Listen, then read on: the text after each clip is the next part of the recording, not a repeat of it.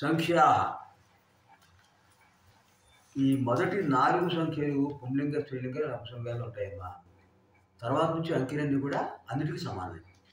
కాబట్టి ఏకః ఏకా ఏకం ద్వౌ ద్వే ద్వే త్రయః తిస్రః త్రీణి చత్వారః చతస్రః చత్వారి. ఏకః ఉదాహరణ చెప్పండి. ఏకః పాఠః, ఏకః బాలకः. ఏకా ఏం చెప్పాలి అక్కడ? ఏకా బాలిక. ఏకం పుస్తకం. ద్వౌ బాలౌ ద్వే బాలికే ద్వే పుస్తకే త్రయః శిష్యాः బాలాः చెప్పచ్చు, శిష్యాः చెప్పచ్చు. తిస్రః బాలికాः त्रीणि पुस्तकानि चत्वारः मनुष्याः चत्वारः उपाध्यायाः तपस्सु चतस्रः बालिकाः चतस्रः बालिकाः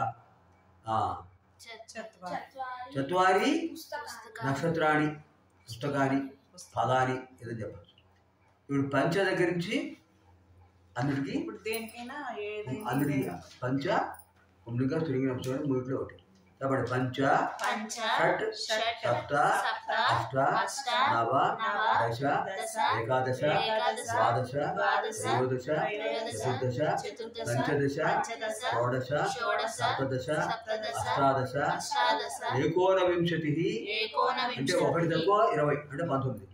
विंशतिः एकविंशतिः द्वाविंशतिः त्रयोविंशतिः चतुर्विंशतिः पंचविंशतिः षड्विंशतिः सप्तविंशतिः अष्टाविंशतिः एकोनत्रिंशत् ఒకటి తక్కువ 30 29 త్రింశత్ 30.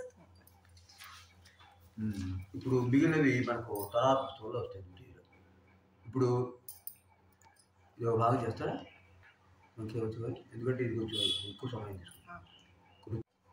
కృత్ ప్రత్యయాంతాన్ని మనకు ప్రథమ పాఠంలో చివరి అనుబంధం ఇది. కృత్ అనేది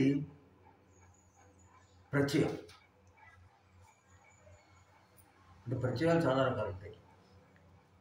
మామూలుగా ఒక పదానికి ముందు చేర్చేదాన్ని ఉపసర్గ అంటారు, చివర చేర్చేదాన్ని ప్రత్యయం అంటారు. ఉదాహరణకు హే రామాః అందమ్మా, హే బాలకాః అంది. హే అనేది ఉపసర్గ, బాలకాః ఆహ అది ప్రత్యయం, దీర్ఘం విసర్గ.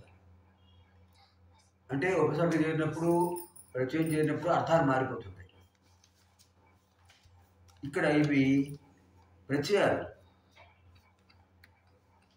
ఈ ఉపసర్గలకు ఇంకొక విశేషమైన అర్థం కూడా చెప్తాను మీకు. వ్యాకరణ శాస్త్రంలో శ్లోకం ఇచ్చారు. ఉపసర్గేణ ధాత్వర్థః బలాదన్యత్ర లీయతే ప్రహారాహార సంహార విహార పరిహారవత్తు అని చెప్పారు. అంటే ఉపసర్గ చేర్చినప్పుడు ఆ పదం యొక్క అర్థం మారిపోతుంది. అసలు పదం యొక్క అర్థం వేరు, ఉపసర్గ చేస్తే వచ్చే అర్థం మారిపోతుంది. ఉపసర్గేణ ధాత్వర్థ, ఉపసర్గ చేరడం వల్ల ధాత్వర్థ క్రియ యొక్క అర్థము బలవంతంగా అన్యత్ర లీయతే ఇంకో రకంగా మారిపోతుంది. ఏ విధంగా? ప్రహార ఆహార సంహార విహార పరిహార. అసలు ధాతువు ఏంటమ్మా? హురు. హురు అంటే హరణే తీసుకుంటా. ఆ హురు అనే ధాతువుకు హర అని వస్తుంది. ఈ హర అనేదానికి ప్రా చేస్తే ప్రహార కొట్టడం, ఆహార ఆహారం తీసుకోవడం, అర్థం మారిపోయింది. సంహార సంహరించడం, విహార స్వేచ్ఛగా తిరగటం, పరిహార బదులు తీర్చడం. ఇలా ఒకే ధాతువు ఉపసర్గలు చేరడం వల్ల అర్థాలు మారిపోతాయి. ఇలాంటి ఉపసర్గలు 21 ఉపసర్గలు ఉంటాయి. అంటే ఒక పదానికి 21 ఉపసర్గలు చేస్తే 21 అర్థాలు వస్తాయి. అలాగే ప్రత్యయాలు కూడా, కృత్ ప్రత్యయాలు ఇక్కడ మనకి 4 రకాల ప్రత్యయాలు ఇచ్చారు. 4 రకాల ప్రత్యయాలు 4 అర్థాలు వస్తాయి. అప్పుడు ఒక పదానికి అనేక అర్థాలు వస్తాయి. ఇలా సంస్కృత భాషలో ప్రతి పదం కూడా ఉపసర్గలు చేరటం వల్ల, ప్రత్యయాలు చేరటం వల్ల అనేక రూపాలు పొందుతుంది. ఇలా కోటాని కోట్ల పదాలు సంస్కృతంలో కనిపిస్తుంటాయి. అంతే అంతా తెలుసుకోవడం చాలా కష్టం, కొన్నైనా తెలుసుకుంటాం. ఇక్కడ ముందు ధాతువు ఉంది. ధాతువు అంటే క్రియారూపం. ఈ ధాతువుకి త ప్రత్యయం చేరితే తా వస్తుంది. త్వా ప్రత్యయం చేరితే త్వా వస్తుంది. జబ్ ప్రత్యయం చేరితే యా వస్తుంది. తుమ్ ప్రత్యయం చేస్తే తుమ్ వస్తుంది. అర్థం మారిపోతుంది. నేను ఒక్కొక్క పదానికి చెప్పి దాని అర్థం చెప్తాను. జాగ్రత్తగా తర్వాత అభ్యాసం చేయొచ్చు. అష్ అంటే తినుట. దీనికి తప్రత్యయం చేస్తే అసిత తినబడినది. అసిత్వా తిని. ప్రాస్య పూర్తిగా తిని. అసితం తినుటకు. అర్థంగా? రెండోది అస్ ఉండుట. భూత ఉన్నది. భూత్వా ఉండి. సంభూయ ఏర్పడి. భవితుం ఉండుటకు. కృ అంటే చేయుట.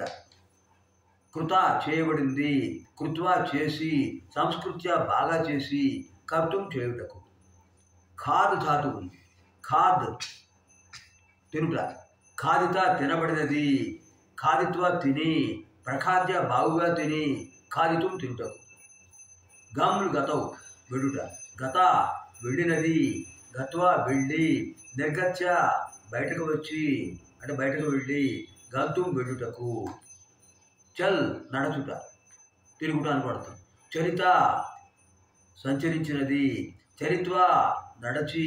ప్రచల్య బాగుగా నడిచి. చరితుం నడచుటకు. తిరుగుటకు అని కూడా చెప్పచ్చు. చింత్ ఆలోచించుట. చింతిత ఆలోచించబడినది. చింతయిత్వ ఆలోచించి. విచింత్య బాగా ఆలోచించి. చింతయితుం ఆలోచించుటకు. చివర తుమ్ దగ్గర కు వస్తుంది. తర్వాత జ్వల్ మండుట. జ్వలిత మండినది. జ్వలిత్వ మండి. ప్రజ్వల్య బావుగా మండి. జ్వలితుం మండుటకు. తర్వాత తొమ్మిదవది ష్ఠా. ష్ఠా అంటే ఉండుట. స్థిత ఉన్నది. స్థిత్వా ఉండి. ప్రస్థాయ బాగుగా ఉండి. స్థాతుం ఉండుటకు. తర్వాత 10 వస్ నివసించుట. ఉషిత నివసించినది. నివసిస్తూ ఉన్నది అర్థం. నివసించబడినది ప్యాసివ్ ఫామ్ కూడా వచ్చు. అంటే కర్మల ప్రయోగం. నివసించబడినది. ఉషిత్వ ఉండి నివసించి. ప్రోష్య బాగుగా ఉండి. వస్తుం నివసించుటకు. దా అంటే ఇచ్చుట. దత్త ఇవ్వబడినది. దత్వా ఇచ్చి. ప్రదాయ బాగుగా ఇచ్చి. దాతుం ఇచ్చుటకు. 12 దృశ్ చూచుట. ద్రష్టుం దృష్ట చూడబడినది. దృష్ట్వా చూచి. సందృశ్య బాగుగా చూసి.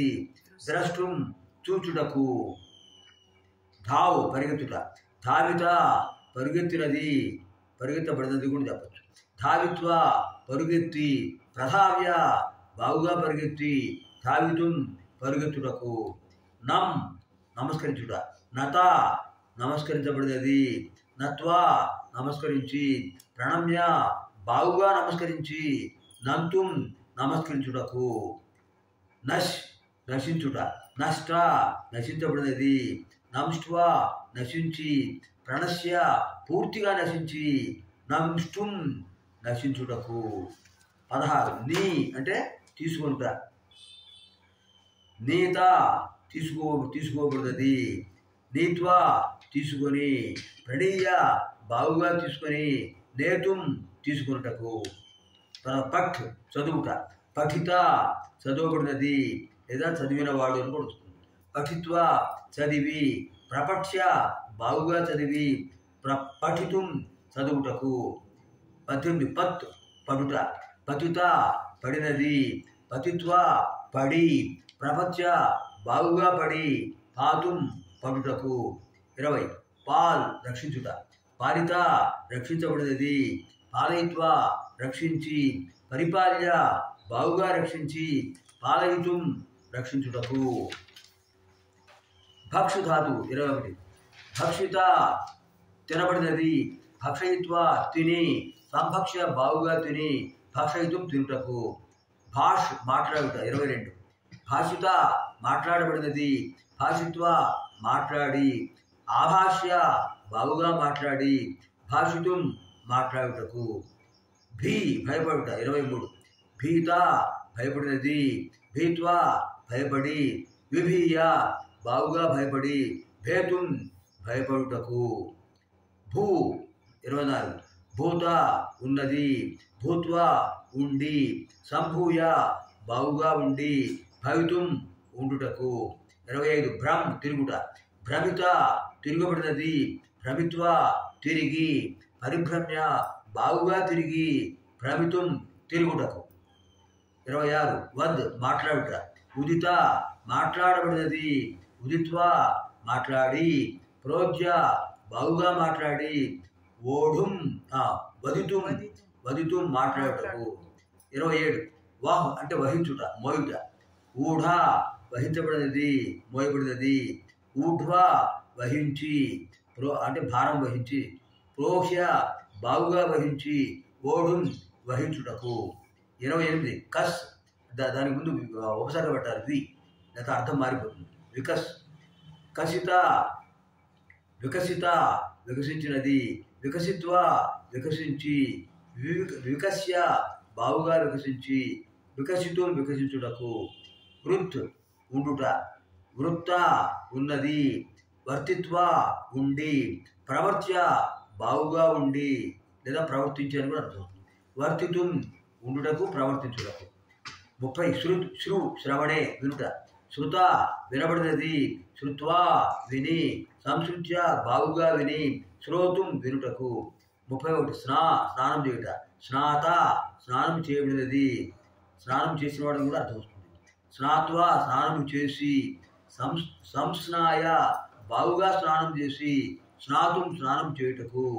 చివరిది 32 హృ తీసుకొనుట, హృత తీసుకోబడినది, హృత్వ తీసుకొని, ప్రహృత్య బాగుగా తీసుకొని లేదా ప్రహృత్య అంటే కొట్టి అని కూడా అర్థం వస్తుంది, అర్థం మారిపోతుంది. హర్తుం స్వీకరించుటకు, తీసుకుంటారు. ఇలా మనకి చివరి పాఠంలో 32 ధాతువులకు 32 తప్రత్యయాలు, 32 త్వాప్రత్యయాలు, 32 లప్రత్యయాలు, 32 తుముల్ ప్రత్యయాలు ఏర్పడటం వల్ల మనకు ఎన్ని రూపాలు వచ్చాయి చూసారుగా. 8 రూపాయలు వేరువేరుగా అర్థాలున్నాయి. ఇందులో వరుసగా ఈ 4ని అవ్యయములు అంటారమ్మా. అంటే అసమాపక క్రియలన్నీ అవ్యయాలే. అవ్యయాలకు లింగవిభక్తి వచ్చినా ఉండవు, శబ్దాలు ఉండవు. అంచేత ఈ పాఠంతో ప్రథమ పుస్తకం పూర్తయిపోయింది. అనంతర కార్యక్రమంలో ద్వితీయ ప్రారంభం.